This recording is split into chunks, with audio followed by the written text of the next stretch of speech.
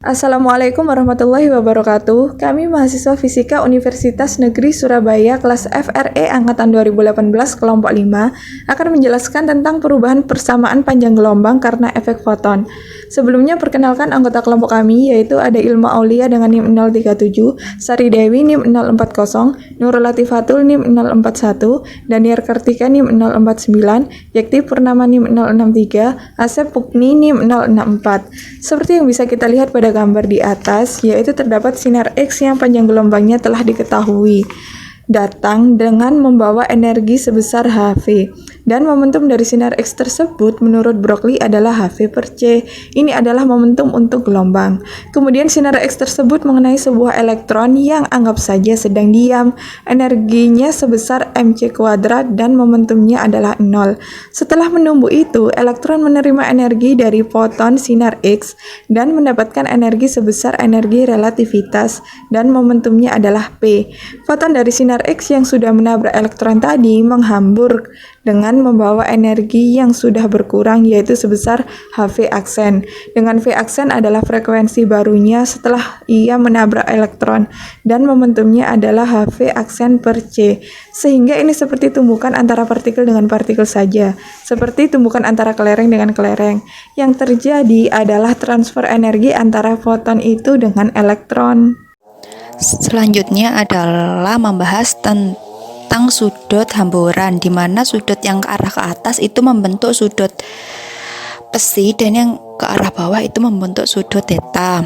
Untuk sudut miringnya itu kan sudah diketahui, dan sisi kedua yang lainnya akan membentuk sumbu X dan sumbu Y, sehingga nanti akan menghasilkan kekekalan momentum pada sumbu X dan sumbu Y pada yang nanti akan dibahas. Selanjutnya, perubahan panjang gelombang foton yang terhambur setelah tumbukan dengan panjang gelombang mula-mula sebelum tumbukan dapat dicari dengan menggunakan hukum kekekalan momentum yang nantinya akan kita namai EH, dan hukum kekekalan energi yang nanti akan kita namakan ED. Sebenarnya ini juga membentuk segitiga siku-siku, di mana sisi miringnya yaitu MOC kuadrat plus KE, di mana nanti yang akan kita namakan ED atau hukum kekekalan energi.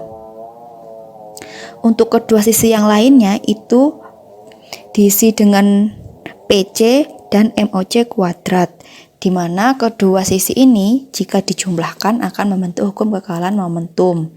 Jadi nanti hukum kekekalan energi bisa sama dengan hukum kekekalan momentum, asalkan hukum kekekalan energi MOC kuadrat plus KE dikuadratkan kemudian ditambahkan dengan PC kuadrat plus MOC kuadrat dikuadratkan, yang nantinya akan dibahas di bagian terakhir. Energi kinetik, kehilangan energi foton sama dengan energi yang diterima elektron, atau Hv sama dengan Hv aksen, maka energi kinetik adalah Hv min Hv aksen. Kemudian mengkaitkan energi dengan momentum dengan persamaan E sama dengan PC. Dan karena energi foton adalah Hv, maka momentumnya adalah P sama dengan Hv per C. Dan momentum pada tumbukan arah X dan arah Y haruslah kekal.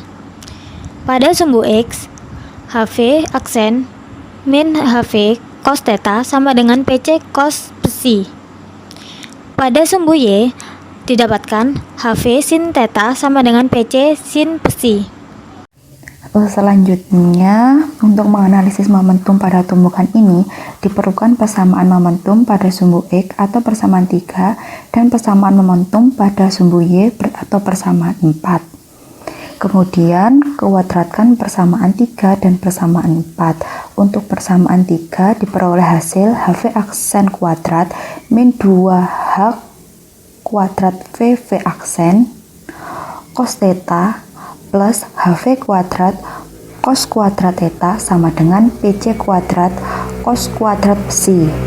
Untuk persamaan 4, jika dikuadratkan hasilnya adalah Hv kuadrat sin kuadrat theta sama dengan PC kuadrat sin psi. Kemudian jumlahkan kedua persamaan 3 dan 4 yang telah dikuadratkan. Setelah dijumlahkan dan disederhanakan, maka akan diperoleh persamaan momentum pada tumbukan ini, yaitu PC kuadrat sama dengan HV aksen kuadrat min 2H kuadrat VV aksen cos theta plus HV kuadrat atau persamaan 5. Kemudian selanjutnya ada energi foton yang datang dengan energi kinetik. Besarnya energi foton yang datang dapat dirumuskan sebagai ED sama dengan EK ditambah dengan M0 kali C kuadrat, sehingga kita dapatkan persamaan 6. Lalu kita substitusikan persamaan 1 ke dalam persamaan 6, sehingga didapatkan ED sama dengan HV dikurangi HV aksen ditambah dengan M0 C kuadrat.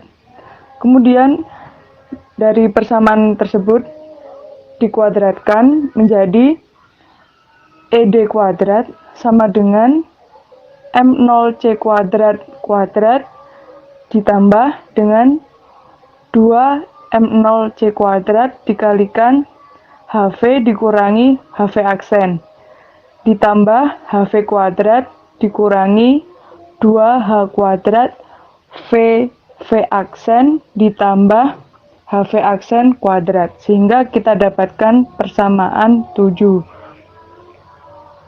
Energi foton yang terhambur dengan persamaan EH sama dengan akar M0 kuadrat dikali C kuadrat ditambah P kuadrat dikali C kuadrat.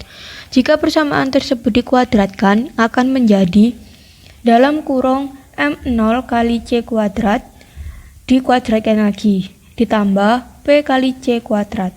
Itu merupakan persamaan 8. Kita substitusikan persamaan 5 ke persamaan 8. Persamaan 5 yaitu HV aksen kuadrat dikurangi 2H kuadrat VV aksen cos theta ditambah HV kuadrat sama dengan PC kuadrat. Jadi kita substitusikan sehingga diperoleh persamaan EH kuadrat sama dengan M0 C kuadrat ditambah HV aksen kuadrat dikurangi 2H kuadrat VV aksen cos theta ditambah HV kuadrat. Selanjutnya adalah ED kuadrat sama dengan EH kuadrat. Saya ingatkan kembali lagi bahwa ED adalah hukum kekekalan energi dari foton datang dengan energi kinetik menumbuk elektron.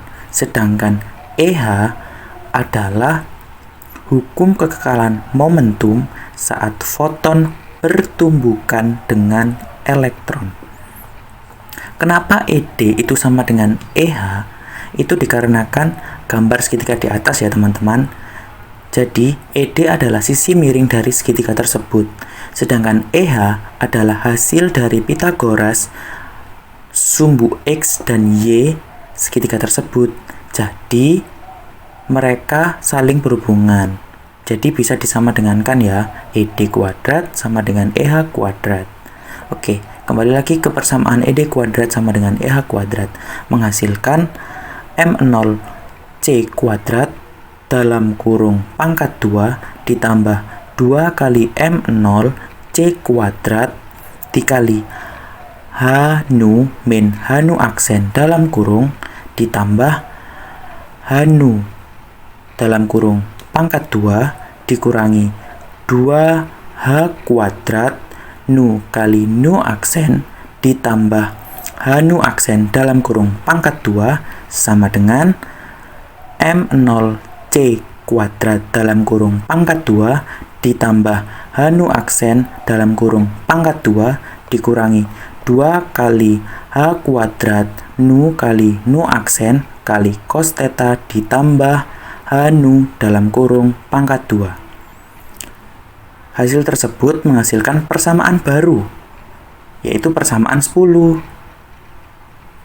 Isi persamaannya adalah 2 kali M0 C kuadrat dikali dalam kurung H nu min H nu aksen sama dengan 2 kali H kuadrat nu kali nu aksen dalam kurung 1 min cos theta. Nah, kita kan sudah dapat tuh persamaan 10. Persamaan 10 tadi kita kalikan masing-masing ruasnya dengan 1 per H kuadrat C kuadrat. Akhirnya kita dapat nih persamaan baru. M0 C per H dikali dalam kurung nu per C min nu aksen per C sama dengan nu per C kali nu aksen per C dikali dalam kurung 1 min cos theta. Nah, sebelumnya kita kan tahu karena nu kali panjang gelombang atau lambda sama dengan C, maka lambda sama dengan nu per C.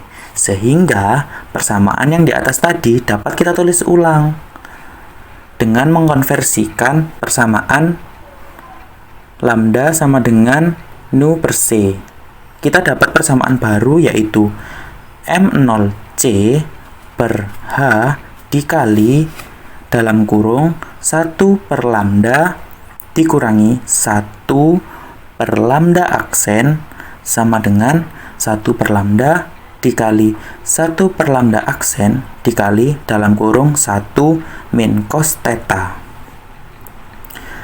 Akhirnya kita dapat nih persamaan yang kita kenal, persamaan rumus efek Compton, yaitu lambda aksen min lambda sama dengan H per M0C dikali dalam kurung 1 min cos theta.